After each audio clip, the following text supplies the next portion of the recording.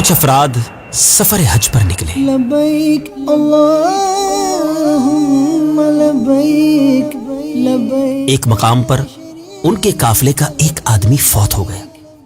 ان لوگوں نے جب اس کی قبر کھودی تو ایک بہت بڑا کالا سانپ بیٹھا نظر آیا جس سے قبر بھر چکی تھی. اسے چھوڑ کر جب دوسری قبر کھودی اس میں بھی وہی سانپ نظر آیا. حضرت سیدنا عبداللہ ابن عباس رضی اللہ تعالی عنہما کی خدمت میں یہ لوگ اس گمبھیر مسئلے کے حل کے لیے حاضر ہوئے. تو حضرت سیدنا عبداللہ ابن عباس رضی اللہ تعالی عنہما نے فرمایا یہ اس کی خیانت کی سزا ہے جس کا وہ مرتکب ہوا کرتا تھا.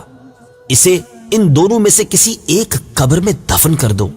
خدا کی قسم اگر اس دنیا کی ساری زمین بھی کھود ڈالو گے تب بھی ہر جگہ یہی صورتحال ہوگی.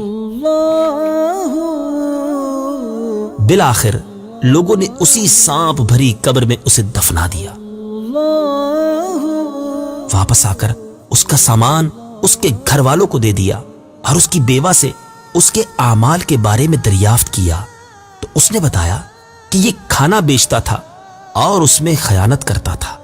اس طرح کہ اس میں سے اپنے گھر کے لیے کچھ نکال لیتا اور پھر کمی پوری کرنے کے لیے اس میں اتنی ہی ملاوٹ کر دیتا تھا. اس واقعے سے کیا وہ افراد درس حاصل نہیں کریں گے جو چند سکوں کی خاطر جو تھوڑے پیسوں کی خاطر چیزوں میں ملاوٹ کرتے ہیں؟ نبی پاک علیہ الصلوۃ والسلام کا فرمان ہے جو دھوکہ دے وہ ہم میں سے نہیں. عقل کیجئے، غور کیجئے، توبہ کیجئے.